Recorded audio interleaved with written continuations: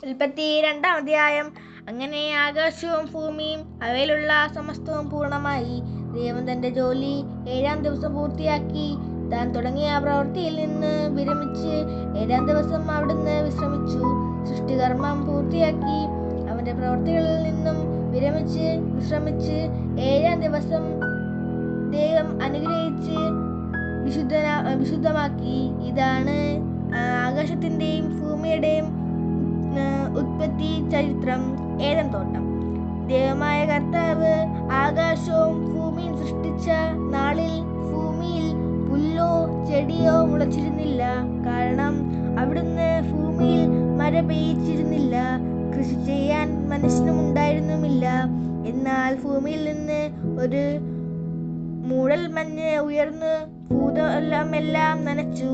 ദൈവമായ കർത്താവ് ഭൂമിയിലെ പൂഴി കൊണ്ട് മനുഷ്യനെ രൂപപ്പെടുത്തുകയും ജീവന്റെ ശ്വാസം അവന്റെ നാസാരന്ധ്രങ്ങളിലേക്ക് നിശ്വസിക്കുകയും ചെയ്തു. അങ്ങനെ മനുഷ്യൻ ജീവനുള്ളവനായി തീരുന്നു. അവിടുന്ന് കിഴക്ക് ഏദനിൽ ഒരു തോട്ടം ഉണ്ടാക്കി താൻ കൊടുത്ത മനുഷ്യനെ അവിടെ താമസിപ്പിച്ചു. കാഴ്ചയ്ക്ക് കൗതുകവും ഭക്ഷിക്കാൻ സ്വാദുള്ള പഴങ്ങളും കായ്ക്കുന്ന എല്ലാത്തര വൃക്ഷങ്ങളും അവിടുന്ന് മണ്ണിൽ നിന്ന് പുറപ്പെടുവിച്ചു. ജീവന്റെ വൃക്ഷവും നന്മതിന്മകളെ കുറിച്ചുള്ള അറിവിന്റെ വൃക്ഷവും തോട്ടത്തിന്റെ നടുവിൽ അവിടുന്ന് വളർത്തി. തോട്ടം നനയ്ക്കാൻ ഏദനിൽ നിന്ന് ഒരു നദി പുറപ്പെട്ടു.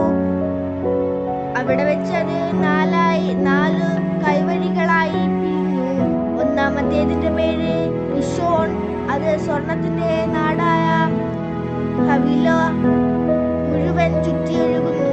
ആ നാട്ടിലെ സ്വർണ മേൽത്തരമാണ്. അവിടെ സുഗന്ധ ദ്രവ്യങ്ങളും പവിഴ കല്ലുകളുമുണ്ട്. രണ്ടാമത്തെ നദിയുടെ പേര് ഗിഹോൻ.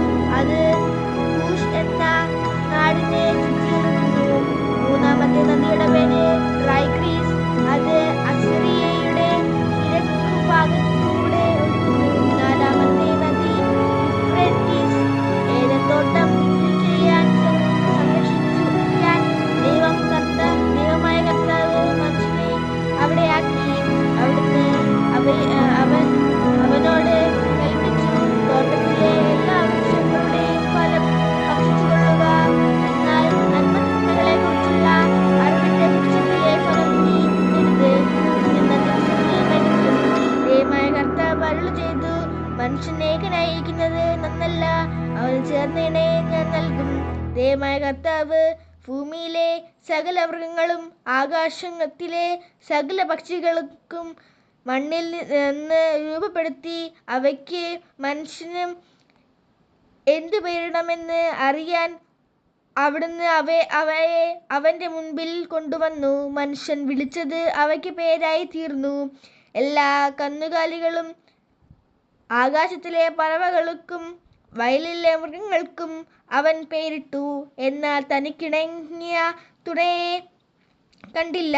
അതുകൊണ്ട് ദൈവമായ കർത്താവ് മനുഷ്യനെ ഗാഢനിദ്രയിലേക്കിരുത്തി. ഉറങ്ങിക്കിടന്ന അവന്റെ വാരിയെല്ലുകളിൽ ഒന്നെടുത്തതിനു ശേഷം അവിടം മാംസം കൊണ്ട് മൂടി. മനുഷ്യനിലയിൽ നിന്ന് എടുത്ത വാരിയെല്ലുകൊണ്ട് അവിടുന്ന് ഒരു സ്ത്രീക്ക് രൂപം കൊടുത്തു. അവളെ അവന്റെ മുമ്പിൽ കൊണ്ടുവന്നു. അപ്പോൾ അവൻ പറഞ്ഞു, ഒടുവിൽ ഇതാ എന്റെ അസ്ഥിയിൽ നിന്ന് ഉള്ള അസ്ഥിയും മാംസത്തിൽ നിന്നുള്ള മാംസവും. നരനിൽ നിന്ന് എടുക്കപ്പെട്ടതുകൊണ്ട് നരിയെന്ന് ഇവൾ വിളിക്കപ്പെടും. അതിനാൽ പുരുഷൻ മാതാപിതാക്കളെ വിട്ട് ഭാര്യയോട് ചേരും. അവർ ഒറ്റ ശരീരമായി തീരും. പുരുഷനും അവന്റെ ഭാര്യയും നഗ്നരായിരുന്നു. എങ്കിലും അവർ